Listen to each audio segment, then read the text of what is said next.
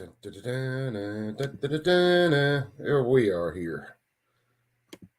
What is happening again? Nope, that's not one. Where's that?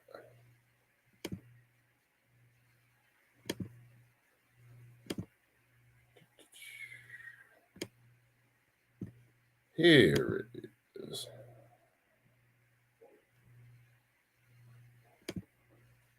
All right. We is back.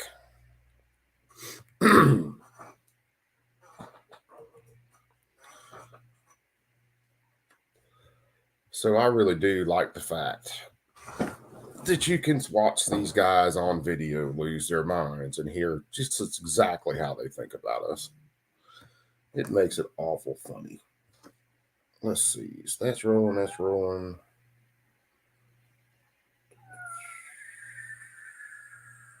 Answered him back.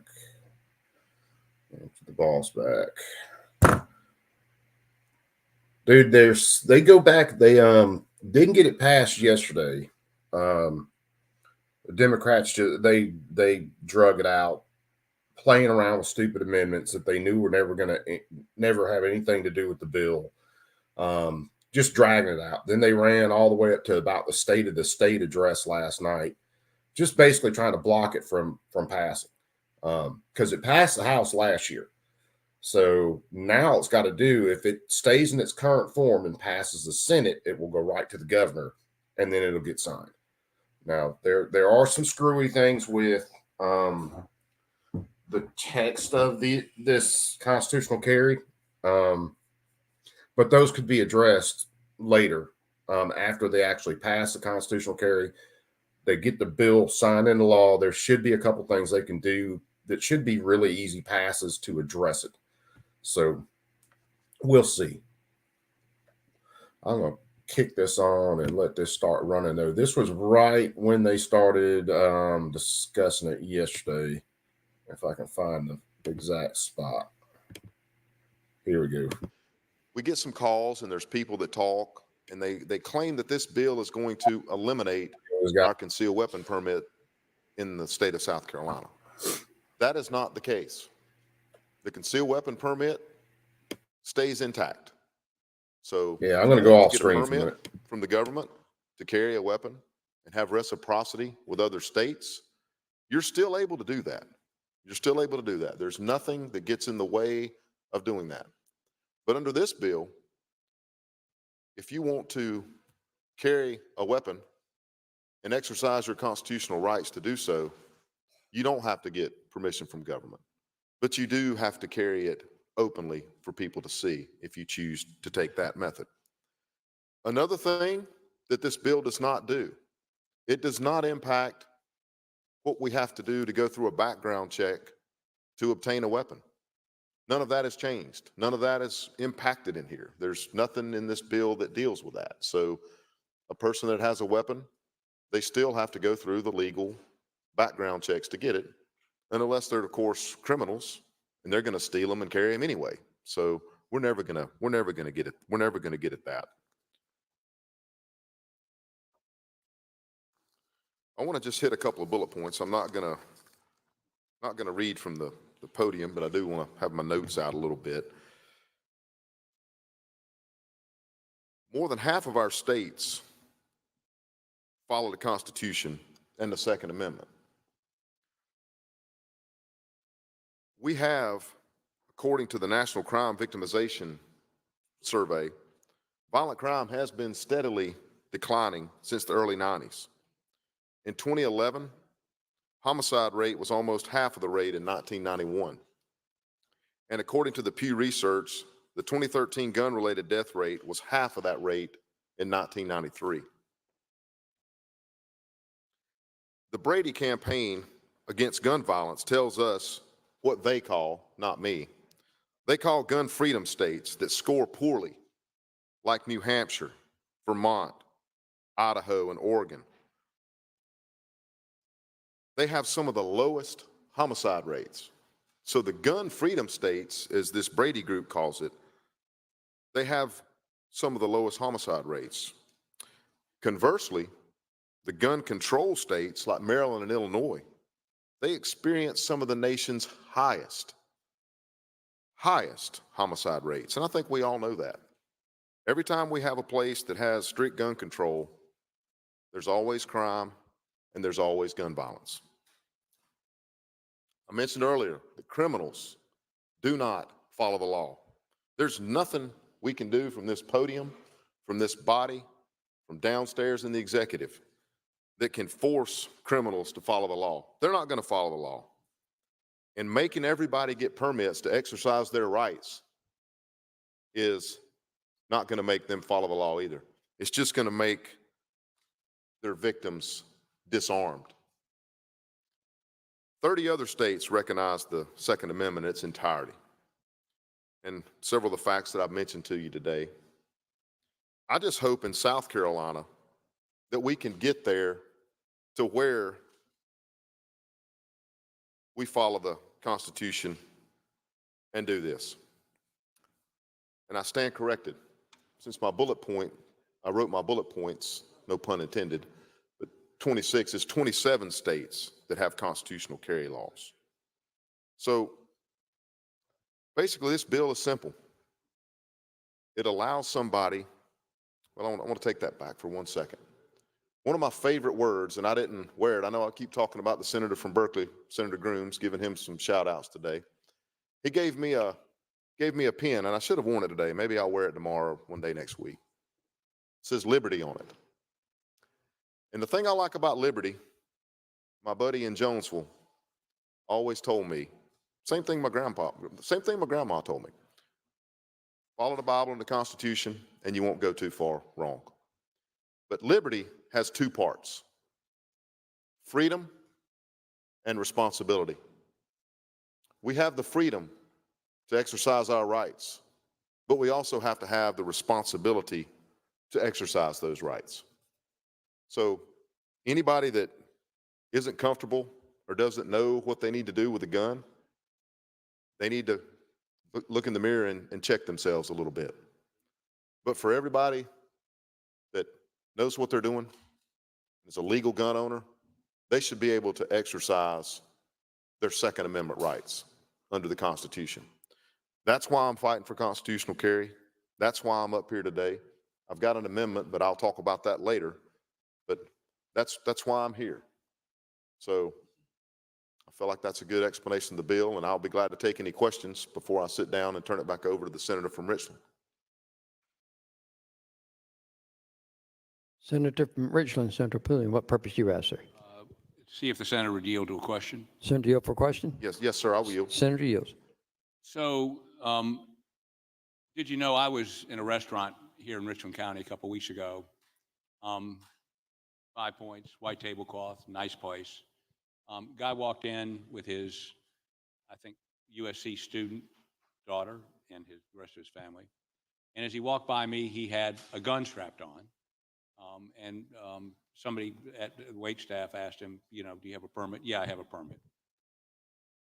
I got to tell you, though, him walking around with a gun strapped on, not law enforcement. And by the way, I'm permitted to carry a gun. If that doesn't scare you, I don't know what will. I won't comment on that from the podium. And I own guns, and I believe in the rights to hold guns.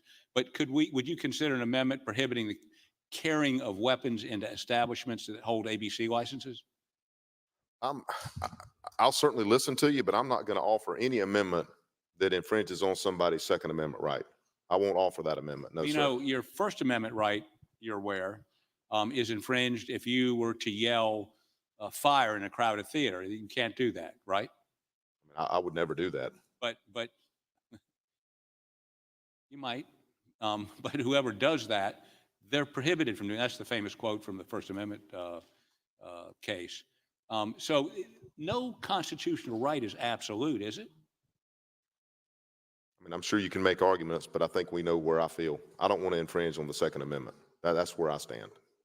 But First Amendment, you'd be willing to pass or allow constraints on people's ability to speak? Listen, I'm not the one out there trying to get Facebook and everybody to turn over usernames So I'm not about that either. We may be consistent then, but you understand that our Supreme Court has indicated there can be constraints on every one of those Bill of rights, whether it's press or whether it's guns, whether you understand there can be constraints, right? I understand that the courts have said certain things.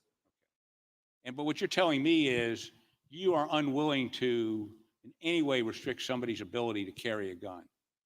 I really don't want to do that. I feel like it's their constitutional right under the Second Amendment, and I do not want to have that infringed. Is there, if I have a gun and I don't have a permit, but I do have a conviction for rape, am I allowed to strap that gun on and wear it? I think right now, under the way my bill is written, any kind of violent crime like that, and I've got a list. I wasn't going to get into it when I come out the podium, but they wouldn't be under current South Carolina law.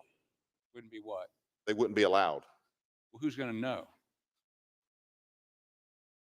I'm just saying they wouldn't be allowed. They wouldn't be allowed to walk Right. down Main Street with a gun strapped on.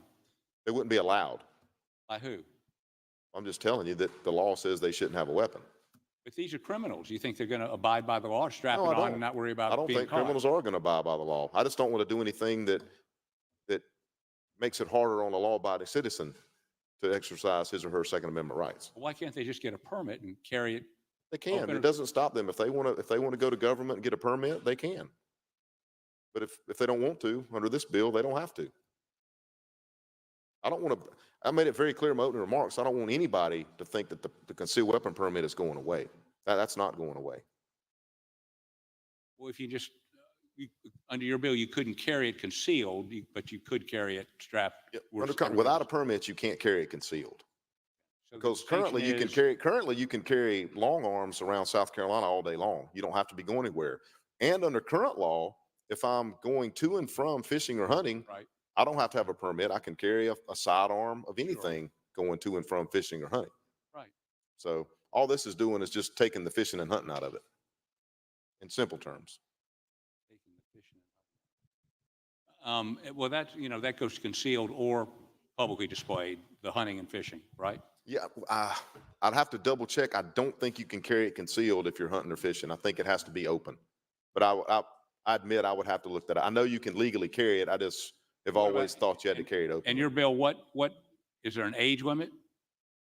It would just follow the Constitution. So, like, if you're old enough to go to war for your country at 18, I think the only thing that we discriminate that's allowed under that is they can have alcohol laws for under 21. So this wouldn't address that. Wouldn't address what? It wouldn't address age. It would just be 18 and older. Although they can't drink, they can carry a gun. Yeah, they can go to war right now too. So we could debate that and try to, but it doesn't, I don't get into that because the Constitution, because our current CWP, if somebody challenged, not that I've already thought about it, but I'm not going to do it right now. But if somebody challenged, there's 18, 19, and 20-year-olds that could challenge that. And I believe our CWP would be unconstitutional because it only allows people 21 and older. Yes. I mean, I think the courts would rule that way, but I'm not up here advocating for that right now. I'm just making that point to you. But your goal is to make sure that everybody can go. You indicated, would you support an amendment to prohibit carrying open weapons in a place that sells alcohol? Does that make sense? That's legal now. What? We passed that I don't know if you were here, but we passed that now. You can carry into establishments. Under a CWP. But you're not supposed to be drinking. I mean, that's the thing. I mean, I would hope that anybody that's going to carry a gun wouldn't be drinking, but. I would hope that too, but it happens. I know you find this shocking. Right. That you drink, right? I mean, I have, but I wouldn't never carry a gun with You it. carry a gun. Right. But I never you're would. saying you don't mix the two. That's right. You think there are people that do that? I don't think it. I know there's people that do that, but I'm just saying that they shouldn't do that. Well, wouldn't it make sense then to prohibit them from openly carrying a weapon or carrying any weapon into a place that serves alcohol? Senator, like I said, I would entertain any amendment. I'm just not going to be the guy that puts up an amendment that would restrict somebody's Second Amendment right of a law-abiding citizen. I'm not going to do that. Can somebody carry a weapon and sit up here with these young ladies in this balcony? They can. He's up there now. Under your bill, they'd be able to open carry, sit down up there, Could we open carry here? I'm not sure. I think there's laws that.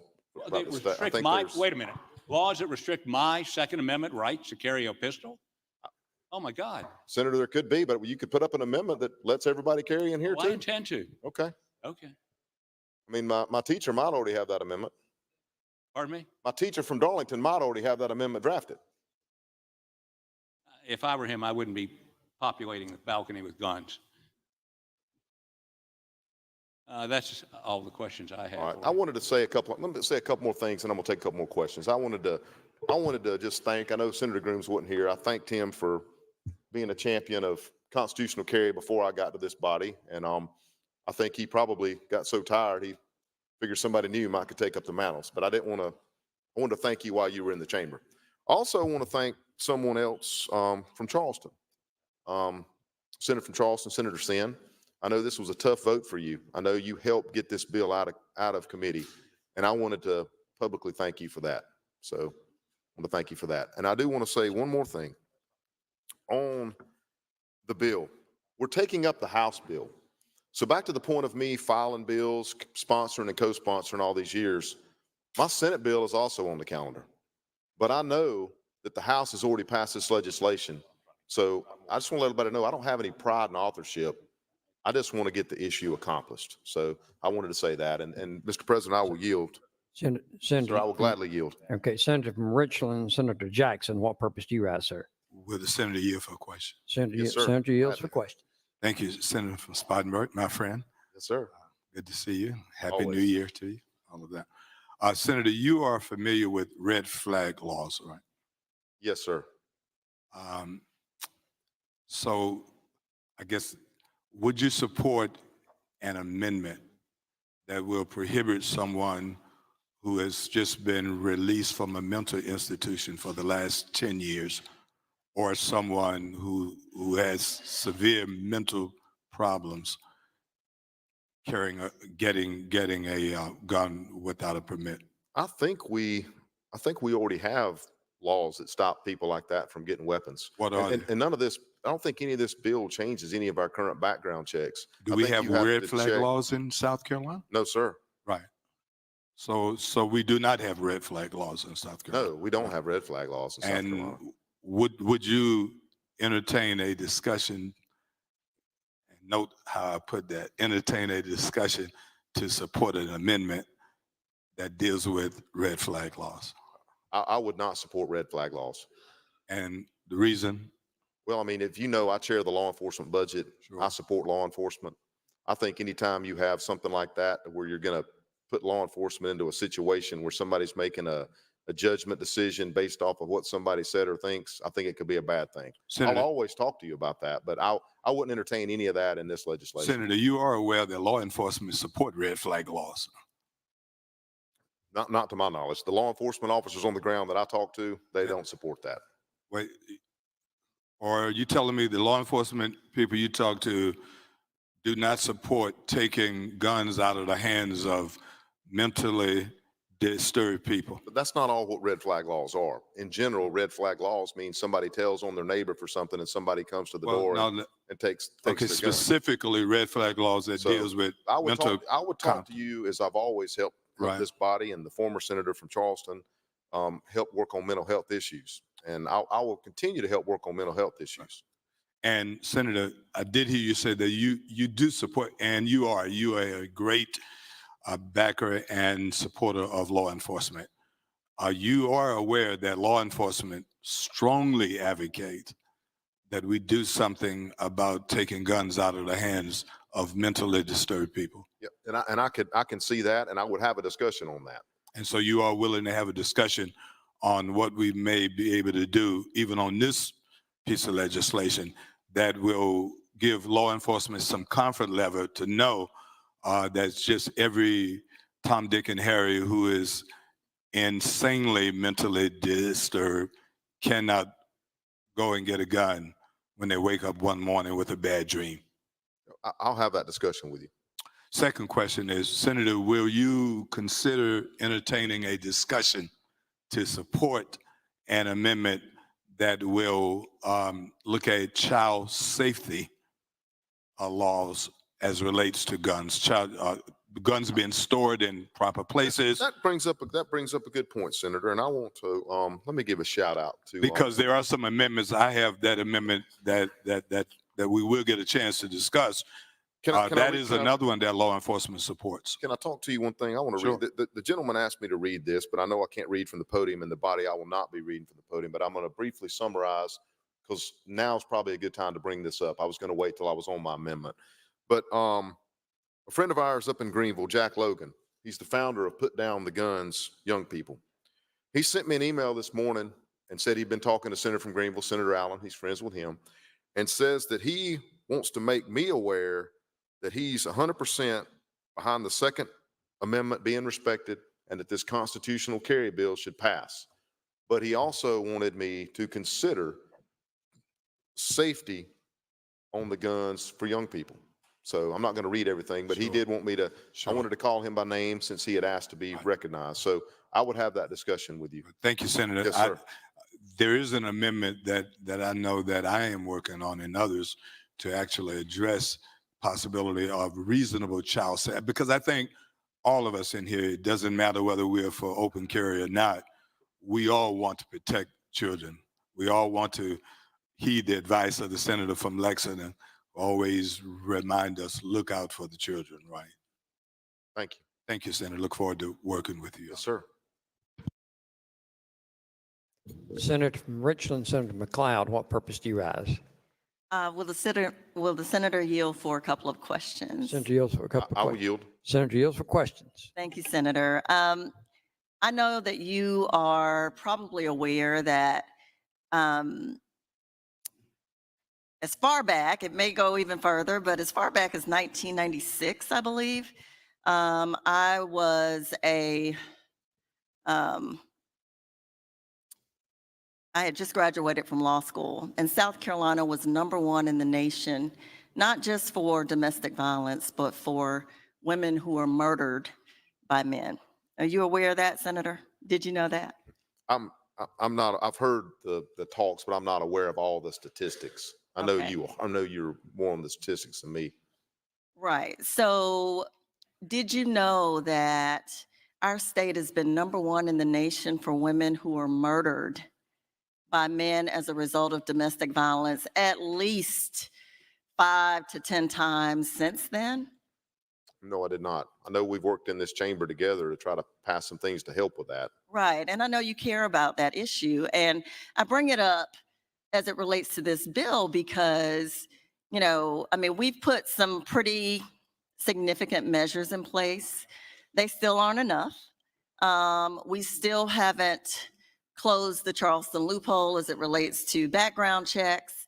And I'm concerned that given the family dynamics when domestic violence is at play, putting guns in the hands of 18-year-olds in that setting could have long-term, long-lasting repercussions. And I just want to know, like, is it possible for us to have that discussion and possibly propose some language in an amendment that would address that? Because children learn what they live, and we have done an okay job of trying to protect women and men in those circumstances, but it still has never been enough.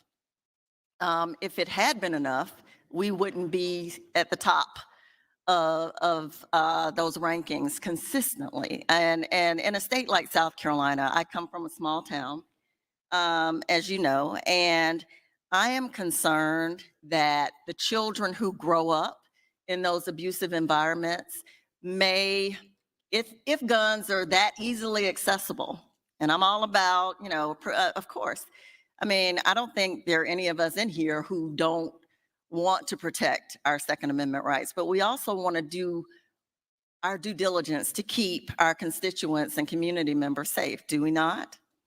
We do. And So- I think this bill, I want to just answer one point right here. This bill doesn't change accessibility. They still have to go through the background checks and everything. What this bill is saying, Right now, it's legal for anybody to carry a long arm out and about. They can carry that sidearm handgun, hunting and fishing. This is allowing them to exercise their Second Amendment rights all the time. This isn't about, if this bill passes, it doesn't make it easier to get a weapon. That's not what this bill does. I wanted to make you sure you were aware of that. I'm not aware of that. It How doesn't do change you, the access. why do you think that? Why Because do you you still think have to that it go through doesn't all make it the, you easier? still have to go through all the background checks and obtain and purchase the gun. You just, all it's doing is allowing you to carry it outside of hunting and fishing, Okay, and a handgun, because you can already carry a long gun around. right. But the age changes, Well, am I right? that would allow somebody. I can't address the age because the bill's constitutional carry. So if we're going to follow and respect the Constitution, we have to recognize the fact that yes, 18-year-olds are different than 21-year-olds, and that you and I know, but we can't discriminate against them per the Constitution, because they can go and die for this country when they're drafted. We can't just carve them out, or the bill will be unconstitutional. Okay. Which I think our CWP is probably that way too, but because of that issue. Okay. And I have my CWP. I understand what I think you're saying, but here's the thing with the background, with the current background checks, as I mentioned earlier, it's still not enough. I mean, Dylan Roof should never have been able to purchase a gun. Am I correct? Well, it's my understanding the FBI dropped the ball on that, and it's a shame they did not do their job. Which I don't want to get started on the FBI up here today. We don't have enough time, but it's tragic. Should we not close the Charleston loophole, what we have come to refer to as the Charleston loophole, before we do something, or should it not be a part? Should closing that loophole not be a part of this bill? Well, it's my understanding that the feds didn't do their job. The law and everything and all the parameters for the background check were followed, but the feds didn't do their part, and that's why people call it a loophole. But they didn't do their job. You're never going to fix that. You know, we talk about, you know, the elections and everything, but if we've got somebody that we can't trust at the polls that does something nefarious, then we can't fix that. I mean, people are going to make mistakes. I get that. Yeah, but they blatantly just didn't do their job. But in that instance, regardless of who was at fault, 9 innocent lives were taken.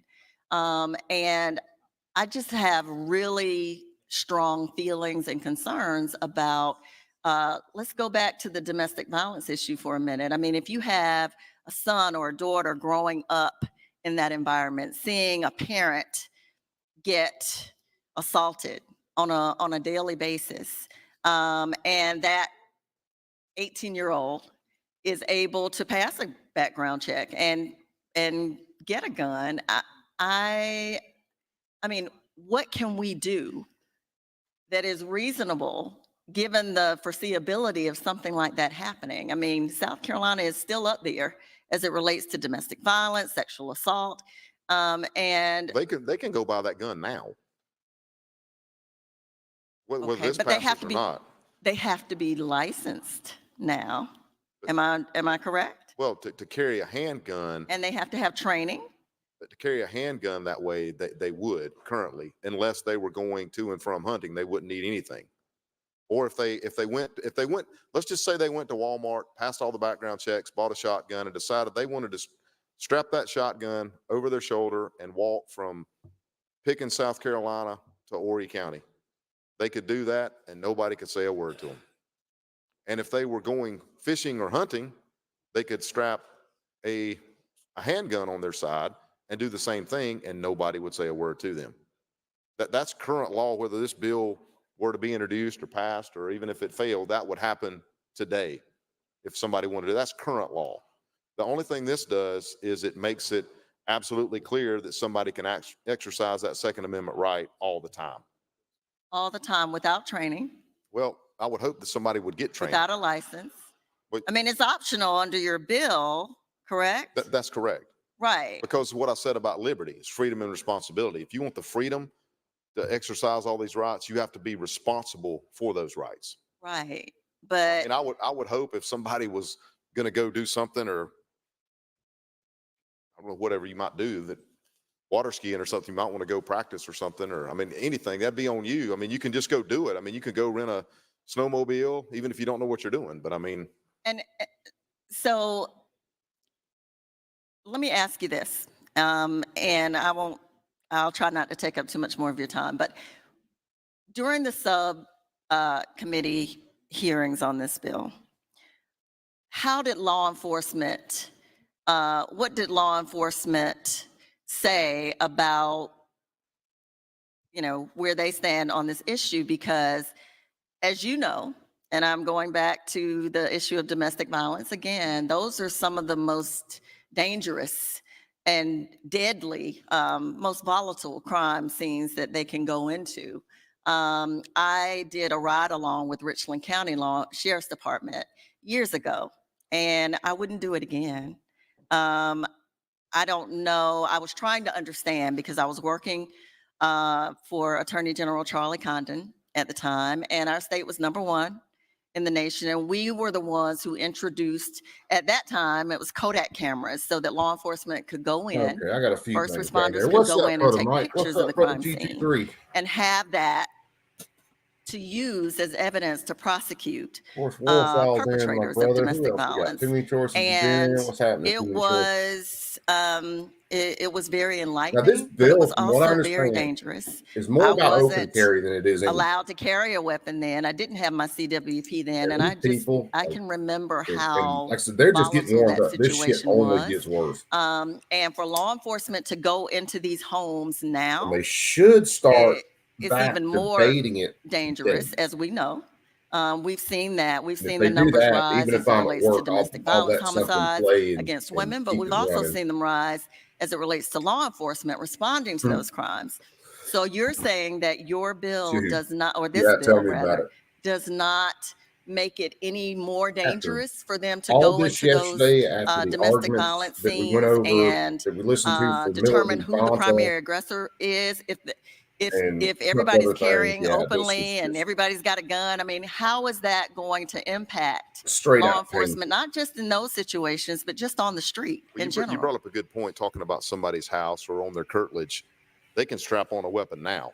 It doesn't matter. They can wear it in their house, Right. on their property. So Right. in the example you give, they should be prepared to come into a house where everybody's armed, because there'd be nothing.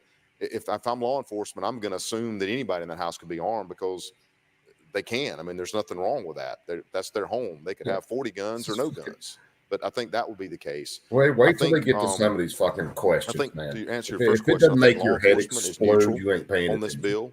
But I believe that you have pockets of law enforcement, depending on where they reside, that they don't like it because GT3, my brother. Hopefully you're doing good, man. they don't know who it is. It impacts them. But when you look at the constitutional part of it, there's something that they're going to have to deal with. My sheriff is all about it.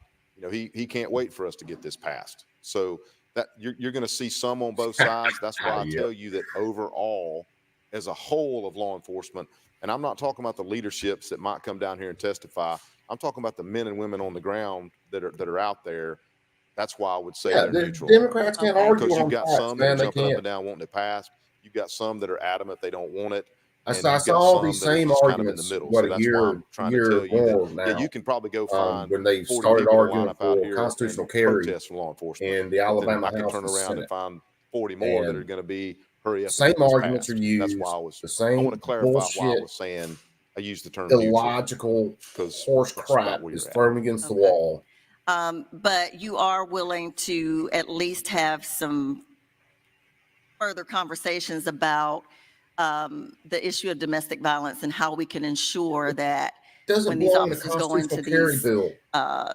crime scenes, they are able to deal with what may come. I mean, I don't think any officers are expecting 18-year-olds to be walking around with guns. They And already. that But they scares What do you me. now fucking on the, think they these could now on their gangbangers are property carrying, or in their lady? house. So In their house, none yes. of So that's going to let's take them out of their house, because we had a situation on Killian Road recently. Did you know?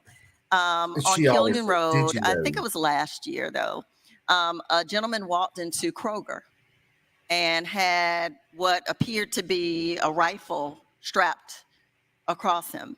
And it created widespread panic because people aren't accustomed to seeing that, A, and with, you can't really walk into a building. That's almost like what the other senator from Richland just described, that the First Amendment prohibits us from screaming, from yelling fire No, it in doesn't. a crowded space. When you go into a Kroger, The you're not only time it expecting to even see kicks someone in is strapped if you are like that. trying to cause Especially harm. with today's, Then it could the be number of liable. mass shootings that we have today. So There's nothing that how says you are, can't do it. There are I multiple get reasons I that, can do that. this bill, as you say, doesn't really do any more. But did you know that the Yeah, that did you public know? Fucking at man, just large is not stab prepared my or eye. equipped to deal with Ah, seeing let me. I got a people couple just more things I walking got to check into on. to stores? Ah. What about schools? Well, I mean, there's What about there's schools? You law, still have there- 18-year-olds in schools. there's laws on the schools there's laws that govern carrying weapons on school grounds and how anything can be done. This bill does not touch that. So the school situation, if this bill passes or not, everything dealing with any kind of guns around schools, none of that changes. That doesn't change. So that's not an example to use there. Is it specifically precluded in the language of this bill? Well, it doesn't touch it. That's what I'm afraid of. That's what I'm saying. It doesn't touch it. So I mean, we're still bound by the laws dealing with schools. All right. But I do see your point, and we can have a debate anytime over the 18 to 21. But I just want you to understand that I can't file a bill that discriminates and call it constitutional carry when it's violating the Constitution. Even though the age, we can have that discussion, but the age, they're protected by the Constitution too. That's where I'm at. And I always enjoy having discussions with you anyway. So I always enjoy having discussions with you too. thank you. Senator from Richland, Senator Devine, what purpose do you rise? Thank you, Mr. President. Would the senator yield for some questions? Senator Yield, Yes, I will question. yield. Senator Shield. Thank you, Senator. Going back to the other senator from Richland's questions regarding background checks, and I understand that the FBI does that, but Senator, did you know that since 1998, a total of more than 79,000 sales to prohibited purchasers have been denied in South Carolina? I wouldn't know the number, but what you're telling me is people are getting denied if they don't need to purchase a weapon. Correct, because Okay. and did you know that of that 79,000, about 3,000 of those were illegal sales would have been illegal sales to convicted felons? I'm not aware of that. And Senator, would you agree that under this bill, it does not prohibit person to person purchases having background checks? I don't think it touches that. Okay. Everything that's current law dealing with background checks, this doesn't touch that, to my understanding. All of that would be the same as current state law. So if I were to purchase a firearm, I'd have to have a background check. But if I had my gun stolen from me by someone and they could openly carry my stolen gun under this bill. They would be in possession of stolen property. That's a fucking I don't know how felony, to you idiot. answer that. There would be no reason to check but I that mean, they were somebody could criminal, steal- couldn't have that openly carry that gun I mean, somebody in could Walmart. steal my car and drive it around. I mean, I couldn't stop that, but hopefully at one point they would get caught for the crime that they committed. I would hope. Okay.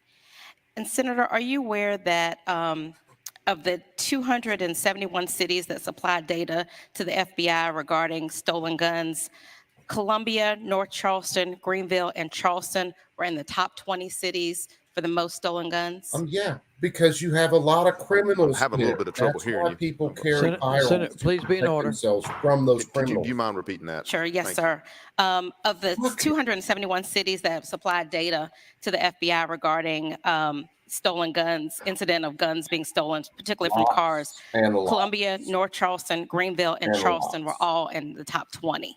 Guns I and was not barbecue. aware of What's up, my brother?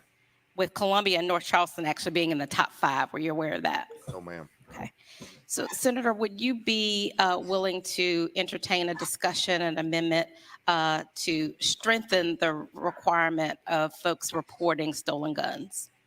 I'm always open for a discussion. It's not part of my bill, but I 'Cause would that's an always entertain anything absolute that somebody trap. introduces. Because would you agree that if someone stole a gun and had open carry, we have no way of telling that? So if we had some kind of opportunity to report stolen guns, we might could get more stolen guns off the streets. Would that be Yeah, I mean, reasonable? I think probably stolen guns is an issue that we need to talk about. But I think anytime a criminal, if somebody's willing to steal your gun, God, I know don't why I think do they're- this to I myself. really think they're going to carry your gun around whether my But, bill passes or not. hey, Excuse me, the welcome to the House bill, party, but it's pal. my issue. I think it doesn't matter if a criminal's going to steal your gun and carry it. I don't think they care if we pass constitutional carry or not. I think they're still going to carry that gun and use it for more illegal purposes. You But think? I do agree if there's something that could be done some other way, if guns are stolen, if we can do something to get those guns back. We don't want them in the hands of criminals. That's not, none of us want. We want to protect the law-abiding Yeah, citizens. I feel you, That's what we're Guns. I trying feel to you. do. And Senator, do you currently have a CWP? I do. Okay. So when you went to get your CWP, you went through some training. I did.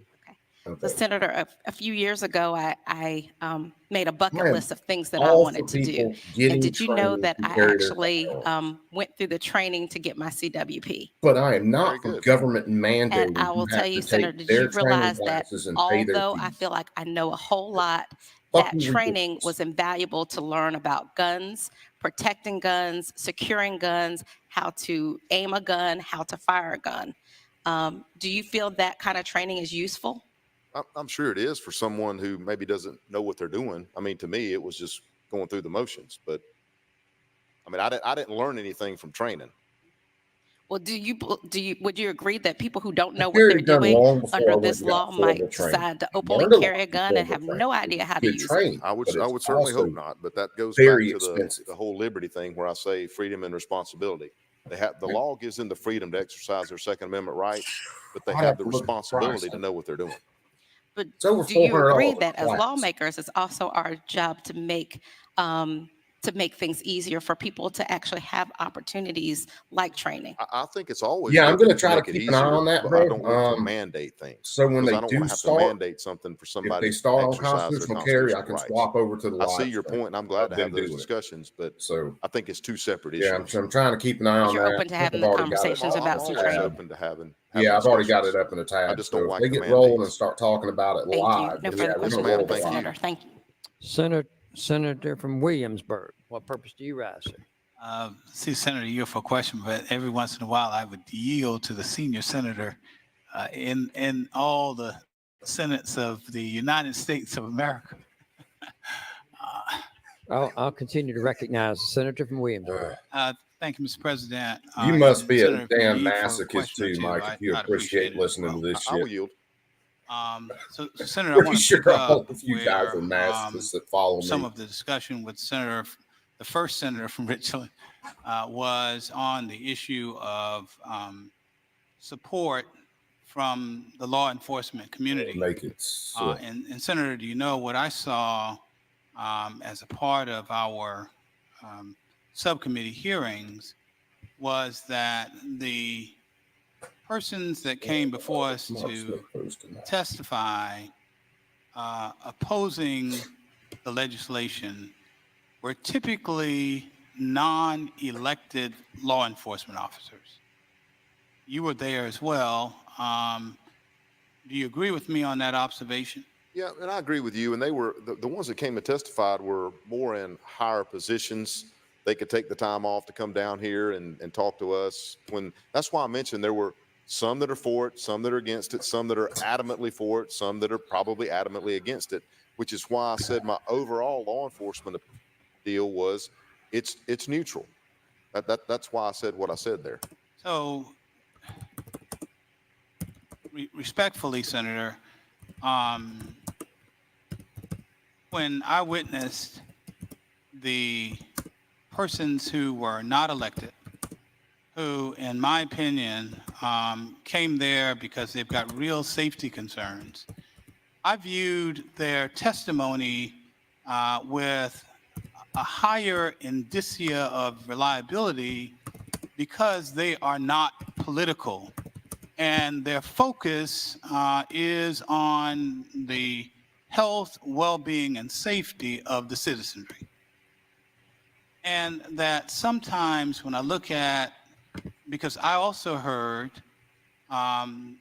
someone speak from the, I believe, Sheriff's Association, who spoke favorably if another piece of legislation passed. And of course, Senator, did you know that? Yeah, I'll be that I real view the interested to see how the rest of this trade-off as shakes being out in South dangerous Carolina too. because if you're It's funny not to me. in All these favor, people get up even if here, you're going to especially get something you Democrats, want, and they'll talk my about belief is black that people you ought being not over be in favor. incarcerated and all this. And so, Let a and black person carry a you've gun been in the without weeds their on this a little government more than I permission, have. even though he's not doing And I anything, know not harming one anybody, thing that he's I've carrying it observed to by defend you, himself. about They you, will is throw his that ass in you'll prison talk to and anybody about fuck an all issue. else. And I They don't assume care. that when you say to this body and to me and others that you've What's up, talked to Vanessa a Kitty? number of law enforcement folks. So I was just curious as to whether or not, is it your view that the trade-off that the And these are association the made people is in the best who interest are and supposed to safety of South represent Carolina us. and its citizens? I don't know about any trade-offs that any Now, association I'm in made. Alabama. What Night I've Strike's told up you in is, South Carolina. back to We your point covered about some of the this yesterday elected too. sheriffs, they put their hand on the Bible and swear an oath to the Constitution as well. So I think that's probably why they're for constitutional carry, because they've supported that oath and they want people to have their Second Amendment rights. A lot of the men and women on the ground and a lot of the people that came around the state, you had a couple of pockets that the main thing with law enforcement is the ones that come and testify against it. They want to know who's carrying. Okay, I get that, but that's not how the Main law Constitution enforcement works. Everybody has a testifies in right to favor of exercise their these Second Amendment restrictions rights. are And absolute just because it tyrants maybe who makes should somebody never with a uniform have on a feel a little bit badge. uncomfortable, that doesn't mean we don't need to do it. And Trey, that's what's why up, brother? a lot of the sheriffs, and that probably when that association, the majority of the sheriffs support this. But Oh, yes, you're up they in are SC elected, too. All right, and yeah. they do put their hand on the Bible and swear to uphold the Constitution. A lot of the men and women that can't get off work to come testify, the other people that I talk to on the So ground, yeah, you guys have a they're fine with vested it. interest They like it. in So how this the works. trade-offs, I'm not sure about For any sure. trade-offs that you're talking about. I've never made a trade-off. I've been up here focused on constitutional carry for years, as you're aware. Yes, sir. What is the benefit that those members of law enforcement Yeah, that's crazy, man. who support this bill Them tell you not there honoring are Georgia carry for this permits bill? What are before the then was freaking benefits that they insane. identify, Senator? Well, because most of them they have friends and family just like us, and they're God-fearing, Constitution-loving Americans, and they want people to exercise their Second Democrats Amendment cannot rights. So understand Just because they're wearing a badge and they an protect officer us for a who living, they don't want to deny isn't a little somebody power else to hungry have fucking that just tyrant. because it might make somebody feel uncomfortable if they see somebody carrying a weapon. So am I understanding you correctly to say that the reason is because they believe that the Constitution requires it?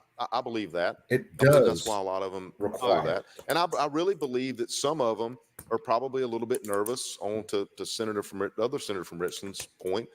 If they see somebody that's 18 or 19, they may want to have that discussion. But I get some of their points, but I just keep going back to the fact we can't discriminate somebody in that age range. Senator, do you agree with the And see, in Georgia, statistics 18, that have been 19 shared year olds, that 20-year-olds indicates can that carry. when this In Alabama, law I think you got to be at least 19 to passes carry. or Me and has some guys were passed talking in about it other yesterday. states, that violent crime has increased?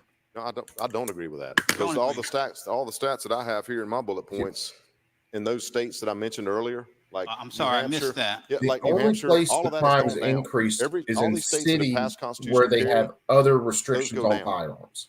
Just curious that your It's information all is so gang-related, dramatically different from drug-related. mine, and it could be. It I was there practice before constitutional law, carry, so I know and that it's going to be sometimes there the after. authors of articles have different information that they rely upon. But let's shift gears and have a conversation relative to whether or not the state has the authority Yeah, to be able to regulate if they pass time, that part of place, it, yeah. and manner as it pertains to whether or not individuals can do certain things in certain places. Is it your I'm position sorry, I'm talking over them a little bit, that but the only time you we do should be not, as deprived a of your state, right to carry is when have the the government is authority fully responsible for your to safety. restrict If you're in a courthouse, the ability metal detectors, of sheriffs, 18, they're 19, responsible and for your 20 safety year olds from being able to or your openly lockdown. carry When you're on the a street, weapon you should be able to carry. Period. with no training, no anything, that the state lacks the authority to be able to do that. Is that your position? Yeah, I mean, and it's our Constitution mandates that except for alcohol laws, must not treat people 18 different from adults. I mean, that's where our Constitution is. So, I mean, I said we If can have a someone debate and we can talk gets about drunk the and does something differences in stupid with 18, a 19, and gun, 20-year-olds. And I harms agree somebody there's else, differences. they should be But charged with a I'm crime only for that. focused on what the Constitution says. And Not just because they had the gun, not just because they were drinking a beer with a gun. good question. Like I'm sitting down with my gun drinking Okay. beer, you know, Very good. I'm feeding him beer and I'm drinking beer, but you get the point. So, Fucking Christ, man. all right. So your Adam assertion, Grubb, what's up, my if brother? I'm understanding you correctly, is that passing this bill is going to reduce violent crimes in South Carolina, you believe? It has I everywhere don't think it's else, going to you hurt idiot. anything. I think it would reduce. The other states have reduced. I can't predict that, but I have a strong feeling in myself that it will not make anything worse. Well, let me ask the question the other way, hypothetically. Assume hypothetically that the They statistics say about assumption. It that takes an I've ass read, out of you and me. where violent crime has gone up as a result of the passage of this law, would you still be in favor of it? Even if, let's say, violent crime went Yes, up 15%, I would still be in would you favor. still be in favor of it, Senator? I've been in favor of this law, constitutional carry, and following the Constitution and not allowing our Second Amendment rights to be infringed. I really don't care what statistics say if we're going to exercise our constitutional right. I get it, Senator. But I don't agree with your hypothetical. I don't think we'll ever get there. All the information I've read is when even the Brady Institute was talking about these gun freedom states that score poorly, New Hampshire, Vermont, Idaho, and Oregon. They have some of the lowest homicide rates. I mean, it goes the other way. I mean, I think it's a deterrent. So I don't think we'll ever get to your hypothetical. But regardless of any hypothetical, I'm for our Second Amendment. And Adam, you being healed able to up and stuff. exercise that without Okay, interference brother. with the government. It's been, I forgot to ask you the other night.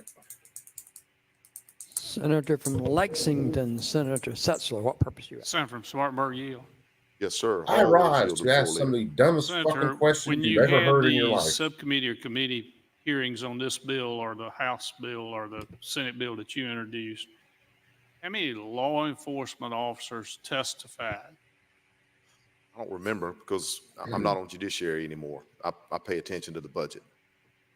Well, did you know that in the entire time we've ever been considering this legislation, I've not had not one law enforcement officer tell me they supported this? I wasn't That aware should of tell that. you Like I something told you about your before, quality of law I have some that are adamantly for it, jumping up and down, have some that are okay with it, some that don't want it. I mean, that's why I said overall, and I don't consider law enforcement just to be the head honcho that comes here for the hearing. I consider that to be all law enforcement, all your troopers and county officers on the ground. That's when I say that. I think I've been very clear at that. I'm not trying to make like that everyone is jumping up and down about it. But I'm trying to tell you that there's some for it, some against it. And I'd say overall it's neutral, especially when they look at the. Excuse me, I didn't mean to interrupt. It's fine. Go ahead. You had an exchange with the newest senator from Richland about stolen guns and there being no background check. Don't you also face the issue where a citizen buys a gun from I'm another gonna post person? Mark Smith and they don't have a posted his background video check on the or breakdown of Miller buy v. from- Bonta last night. on the So I'm black gonna post that market? in the chat. That'll And be then another the- good video. Let me to finish the watch. question. I'm Then sorry about law that. enforcement doesn't have any idea whether there's been a background check on that gun or not, or the person that's carrying that gun. They got no way of knowing, do they? It's none of their I fucking think right business now, unless the this dude is bill doesn't actively touch committing any crimes. way we currently do. If So he's your actively example, committing whether this crimes, bill they passes can or not, arrest him. They can take his gun. It doesn't Then change they can anything. do all the fucking searching they Doesn't want to change do. anything, but it doesn't help anything. Well, I mean, it doesn't, I mean, if somebody's going to steal a gun and carry it, I can't stop that if I'm trying to pass legislation. No more questions. I'll conclude my introductory remarks. Senator from Richland, Senator Harpoon, what purpose do you ask? Will you yield for a question? Yes, sir. Senator, I was yes, trying to give you the podium back. Well, I need to, before I take the podium, I want to understand this bill. And as I've read through it, is it your position I'll guarantee you he that hadn't read through we shit. can't infringe on anybody's ability to carry a handgun? Yes, that would You've be got the a position. constitutional right to carry it. Senator, I think I've articulated what I'm for in this bill already. Well, I mean, is that a yes or no? I've articulated what I'm for in this bill. I'm for standing up for our Constitution, making sure every law-abiding citizen can exercise their constitutional rights. This bill does concede that we can put restrictions on it. Night strike. It's in the bill. Yes, you did. No, it's in the bill. I just read it. I'm just But it getting says you everybody a can't carry warm up because they're going to weapon get on started college back at campus. 11 today. You can't do that now. And if That's they my get started point. This back in the bill is not constitutional changing any of carry, that. I'm going to play it some, but I know you should have a Begs the string next up with it question, and too. that is this. Is it your belief that the concealed weapon, having a permit to have to carry a weapon concealed, does that infringe on your constitutional right?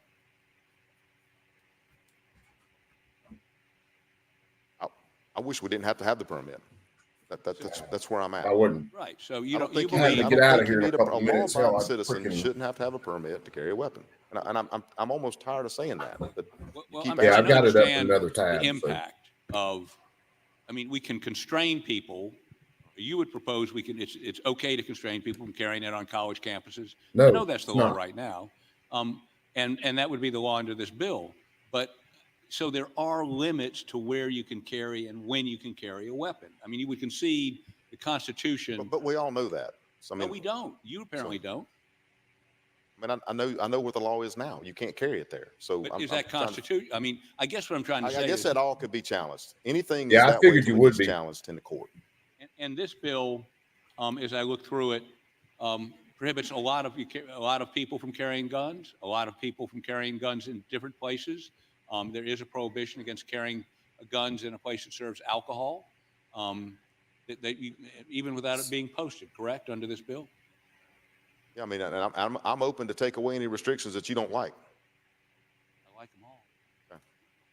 Okay. He likes all the restrictions. All right. That's I'll all I yield have. back. Senator refuses to take further questions. Under the unanimous consent, the senator from Richland retains the floor on the amendment, amendment number 1 by the senator from Richland. Explain his amendment.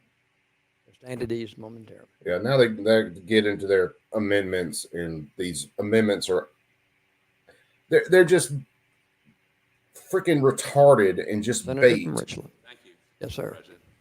I want to explain my amendment, but my amendment is dictated by a concern about restrictions, and I've noticed the proponent of this bill Yeah, is it looks like they're gaveling in somewhat now. Night ambivalent. strike. It Not just even depends on where ambivalent. they He go believes that with anyone ought to be able to carry a gun anywhere they want, topics. whenever they want, and whoever they are. Unlike, and maybe he has done this, unlike the senator from Spartanburg, I actually have seen gunshot victims. I've seen them shot. I used to go to crime scenes and they were taking people out that had hot lead inserted in them, screaming, this yelling as they died. Freaking this guy right here. People don't get shot and drop. This one hurts. Rarely. It is a tortuous, horrible death. And what this bill will do is allow more people to insert hot lead into people that are living and breathing and take that life away. No, it Now, doesn't do they allow deserve it? that. I would concede It doesn't some make do. murder legal. It doesn't make I've got a assault with a concealed firearm weapons legal. permit. Put it somewhere a minute ago. And I don't know what I did with it, but I got it somewhere. And I do carry a gun from time to time. Like the senator from Ori, we were prosecutors together and individually for a number of years. And many people, more than you would think, the last words we heard from them as they were being led from the courtroom were "You're one dead SOB." Damn Now, near I, you Warsaw, know, yeah. I didn't think many of them meant it, or they were angry at the time. You get 50 years in jail or life in jail or sentenced to death. They're angry about it, and I get it. But on the off chance, when they get out, and they do get out, they may remember me. Occasionally, I'm notified, as is the solicitor from ORE, that somebody that we put away for 40 years has been released. And my receptionist has a picture of that person. So if they knock on the front door, we know they're coming. But my point is this. We're debating this as if this were an antiseptic. You can carry a gun. Why do you carry a gun? To shoot somebody. I mean, to take a lead projectile, they're No, not even lead anymore. it's the same reason I don't have fire extinguishers a in my metal house, because I'm going to projectile set it and on insert fire. in somebody's body to Ah. stop them or kill them. These people cannot have intellectually net result honest of what we do discussions here at all More whatsoever. people will have They can't. more opportunity to do that. And it's been my experience that the trauma that is associated with that kind of death, they weren't killed in a car wreck. They didn't die of cancer. You know, they didn't have a stroke and fall down dead.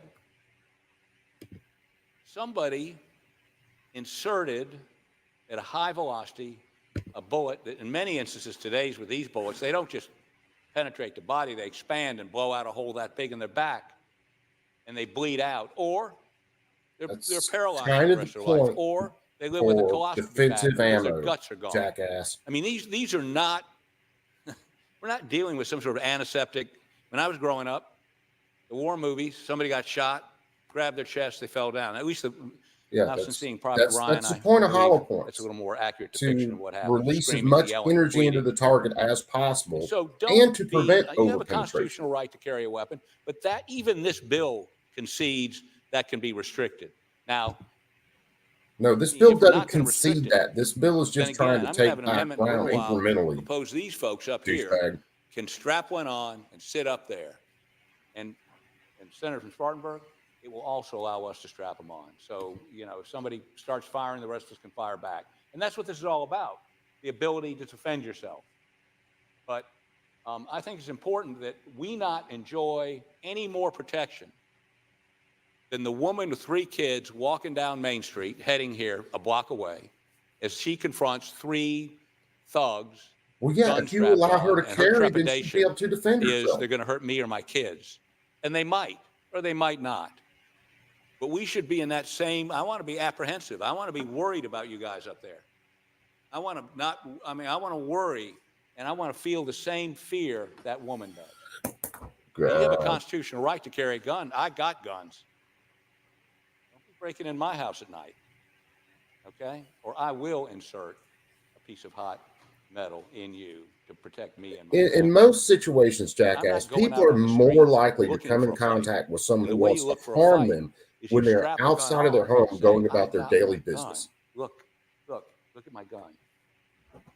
1881, well, actually in Oh God, 1876, I gotta let this play. Tombstone, well, not Tombstone, Dodge City, the sheriff there, one Wyatt Earp, I'm still keeping an eye to see whether they're City going. Council passed an ordinance that you could not carry a weapon, concealed or otherwise, within the city limits.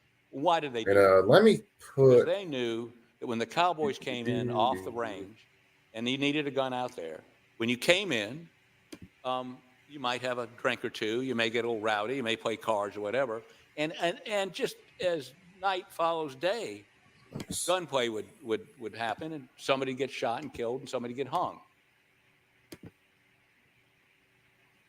Wyatt Earp went on to Tombstone, where he had the same ordinance enacted, and the Clanton brothers came to town one day and refused to give up their guns. Well, the Earps could not let that stand. So they went and attempted to take the guns away, and they met them at a place called the OK Corral. And that was really the first, I mean, in my opinion, the first graphic depiction of gun control in this country. Because the Earps killed the crap out of the Clantons, just shot them down.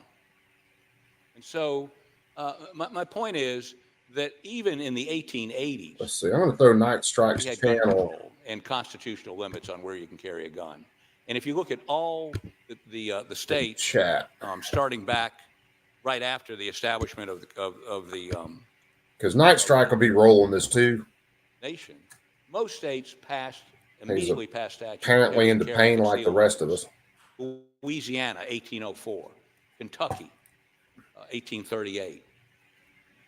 I mean, all of them passed carrying. Just because concealed something weapons, that's unconstitutional has been And around some for a of long them, time doesn't suddenly make it municipalities, constitutional. again, prohibited the carrying of any weapons.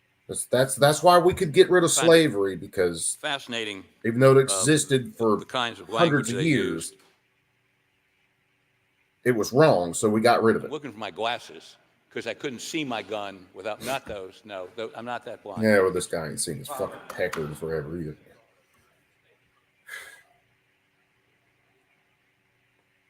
Yeah, like I said, I got it up in the We background. start talking about Chairman Judiciary's adolescent activities after putting those glasses on.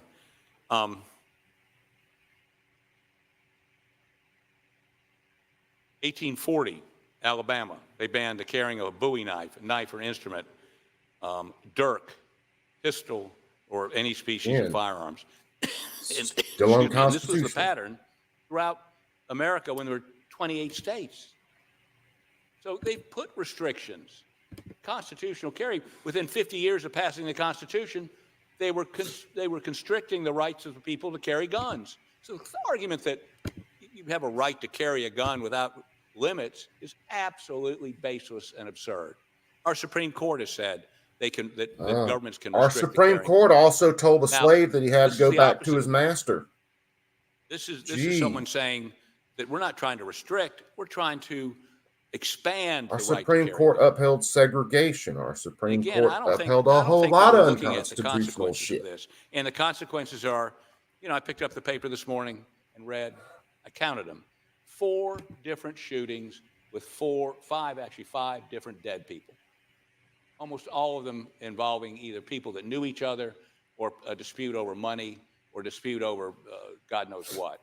What I'll probably end Today, up doing, Night every Strike, day, I gotta they're all end up leaving here in They're just a little all- bit. some of them Once are I get a home, couple other some things of them are on done, the I gotta street. head into work. And So I'll probably be in the and background like watching the your senator from stream and Lexington, commenting is what I'll be I've doing. talked to my sheriff. I've talked to deputies I worked with. And then I'll I've be talked to folks that are in law enforcement. I'll be working And till without at the least ability, 5:30 maybe tonight. that's part of And the then got solution here.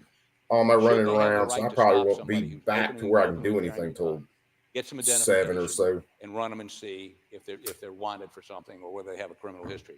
If that person was driving down the road and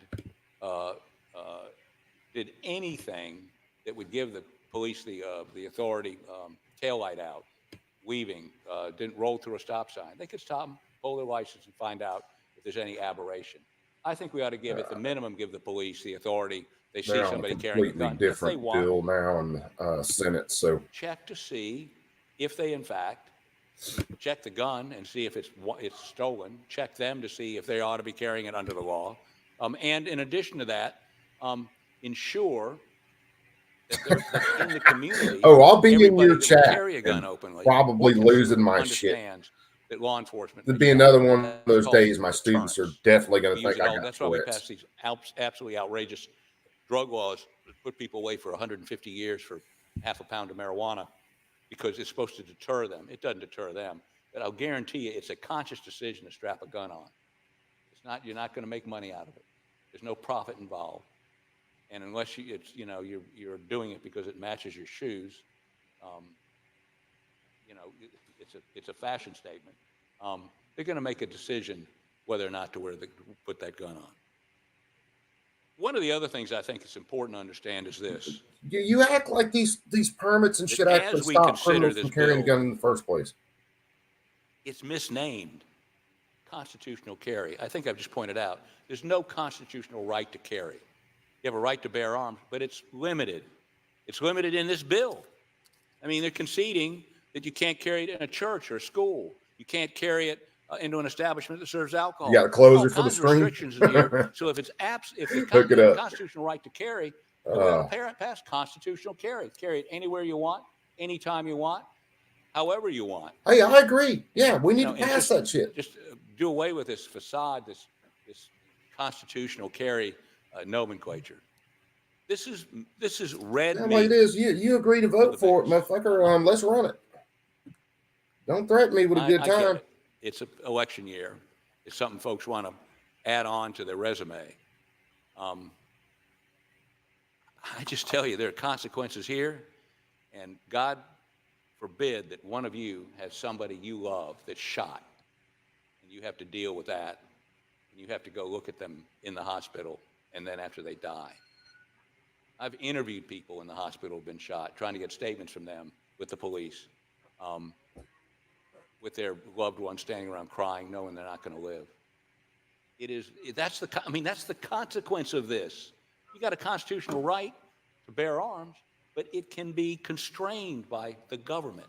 If you don't constrain it, then the next child that's shot, the next person that's gets in an argument, a road rage argument, and killed because somebody had a pistol that shouldn't have had a pistol, then that's on you. All right. That's Are you on going to take us. responsibility for people who get When you raped, pick up the robbed, paper in and the morning murdered and you see because they somebody couldn't else is defend shot, themselves? or next week No. somebody else is shot. Well, then sit down, Dick.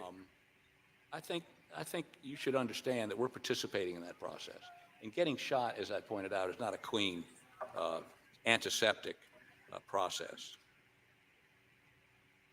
I also want to say that, there's going to be a number of amendments. I'm going to have an amendment that allow people to carry guns in here, restricting their constitutional right to carry a pistol if they can't sit up in the balcony with them. Why would you do that? It Why ain't would you bad, not want Warsaw. people with guns in here, walking around strapped on? They're not a danger. They just got a gun on their hip. That's the way 99% of us Or are. out in the lobby. Like thin the lobbyists out a little bit. In all Till seriousness, Gretchen this Whitmer, I'm is pretty sure they could absurd. carry all inside the damn Absurd. And I legislative buildings in understand it's Michigan. an election year, and I understand Pretty sure they could that in you have Virginia constituencies before out that there other that believe this is dickhead took going over. to give them the right to strap a gun on and go to the Walmart and nobody's going to bother them or their family. But get a CWP. Get training. Take a test. Understand the law. Then you don't have to strap it on. You can carry it concealed. What's so tough about that? And I think last year we made it free to get it. You don't have to pay for it. Yeah, you just still got to pay for the government mandated Have training. some training in it.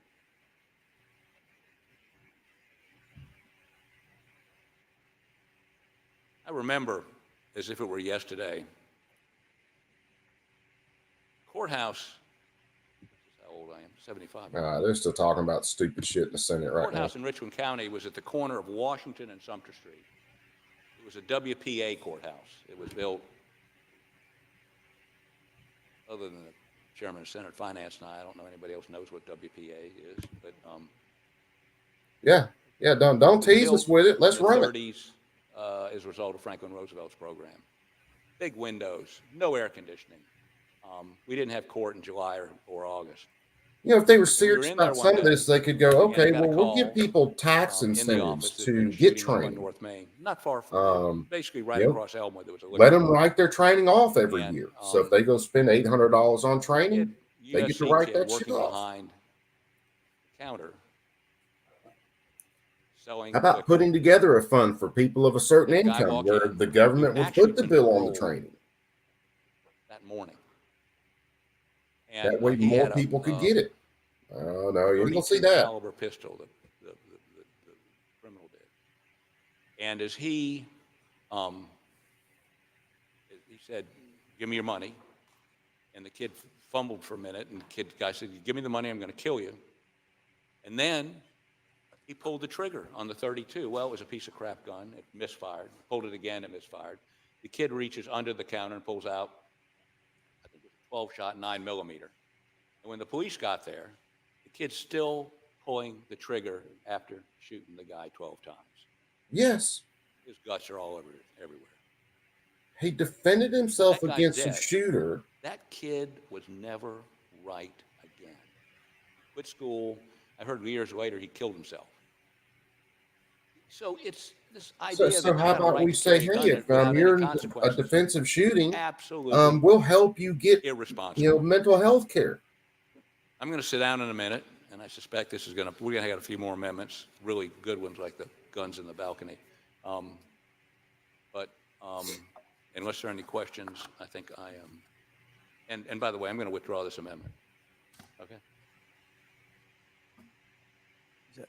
Love the glass. Is he moving? You're asking unanimous consent to withdraw your amendment? See, they jump up and they're Is there going to do this objection? whole dance. Senator from They'll jump Richmond up, they'll withdraws his offer these amendment. Hearing amendments, no objections. knowing they don't want these amendments to pass. Senator from Greenville, Senator Corbin, what purpose do And you then they ask? just withdraw. Unanimous consent for leave for the senator from Greenville, Senator Loftus, for the balance of the day. Without objection, the senator from Greenville, Senator Yeah, Loftus, if he's serious about it, man, run that amendment. leave for the remainder of the day. Reading Senator from Lexington, Senator Setzler, what purpose do you ask? Mr. President, I ask unanimous consent for State. leave for the senator from Orangeburg for the day. Without objection, the senator from Orangeburg, Senator Hutto. I'm has going to let this leave play just a for the little bit day. longer. I got to finish If you getting have ready to further get out of amendments, here. I'd ask the reading clerk to please I'm gonna go publish dark. the next amendment. Amendment number 2 is by Senator Martin. It amends a bill. It deletes section 16. Senator from Spartanburg, Senator Martin, what purpose do you ask, sir? Wish to be heard on the second amendment. You're recognized on this amendment, amendment number 2. Senator from Spartanburg, Senator Martin. Thank you, Mr. President, members of the Senate. It's kind of ironic, it's the Second Amendment that I'm talking on. So I went back and in my introductory remarks, I thanked people and talked about how I've been fighting for this issue for years and campaigned on this issue and talked about it for 15 years. So it doesn't matter if this is election year or not. I've been fighting for this issue and continue to fight for this issue, whether I'm elected or unelected. Still going to do that. So what this amendment does is we've gotten a lot of feedback from people and citizens and constituents and groups that are concerned about what Section 16 does. Now, there's a lot of things, and there can be a lot of arguments on that, but it basically, it opens some things up and makes people not able to carry that we don't have. So basically what my bill does is, I've already mentioned to you about the permissions and things like that. And I've been fighting on this for years, sponsored this bill for years. And I have no pride in authorship, but the purpose of this amendment, this Second Amendment, is to get the House bill back to close to where I pre-filed my bill back in November of 2022. The language in the House bill says that it's unlawful for anyone who's been convicted of a crime punishable by a maximum term of imprisonment a year. That's what it says. To me, this is extremely broad and can include a number of different offenses, many of which are not violent. So my amendment strikes Section 16 and takes it back to current law, which provides that anyone convicted of a violent felony crime as defined in Section 16-1-60 cannot possess a firearm. That just takes it back to current law. That's what my amendment does. I know that's really the only point of me filing this amendment would be to put this bill back to where I filed it. So that's where I'm at, and I would move adoption. Senator from Horry, Senator Hembry, what purpose do you ask, sir? I'm sorry? Speak on the amendment. Speak of it. Senator from Spartanburg has completed his and had moved. Senator from Horry, Senator Hembry is recognized on the amendment.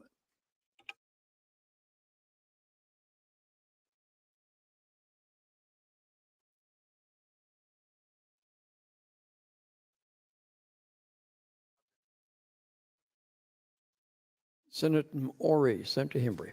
Thank you, Mr. President. Ladies and gentlemen of the Senate, we've heard the term over and over again today, gun possession by law-abiding citizens. by law-abiding citizens. If we adopt the amendment of the Senator from Spartanburg, it will allow law-breaking citizens, convicted felons, convicted criminals to carry lawfully anywhere they want. I don't think that's good policy. I don't think it's very smart. Let me tell you some of the crimes that would be permitted if we were to adopt this amendment. These are some of the crimes that would be allowed to carry firearms wherever they want to lawfully. People convicted of CSC third. People convicted of distribution, possession with intent to distribute crack cocaine, LSD, and other fentanyl, other narcotics. Assault and battery first. Arson third. Burglary second. So breaking into a home. CDV first, second, and third. Felony DUI with great bodily injury. Involuntary homicide. Reckless homicide. Strong arm robbery. Lynching. And a host of financial crimes and weapons offenses on school property. And there are many, many more.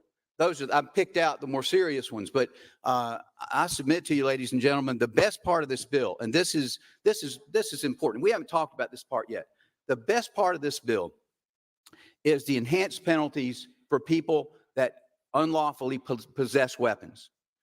I was on the subcommittee way back in, I think it was 2013 and 2014, when we looked at constitutional carry. I was on the subcommittee with Senator Hutto, Senator Malloy, Senator Martin, and Senator Bright. And we took the show on the road. Just as Senator Martin's recollection of that was absolutely correct. We took the show on the road. Senator Bright was the chairman of the committee. We traveled. We spent a whole off season going to all parts, east, west, north, and south in South Carolina. And what we heard, one of the things we heard in every single place, because it wasn't just the people that were supportive of constitutional carry. There were people that testified that weren't in support of it. There were lots of different opinions that we heard. But one thing that was consistent from law enforcement is the best tool you can give us to address gun violence in South Carolina is enhanced penalties on possession unlawfully. And I believe for a long time, there's all this talk of gun control, and we're fighting this sort of gun control, like the guns are, jumping off the shelves and shooting people.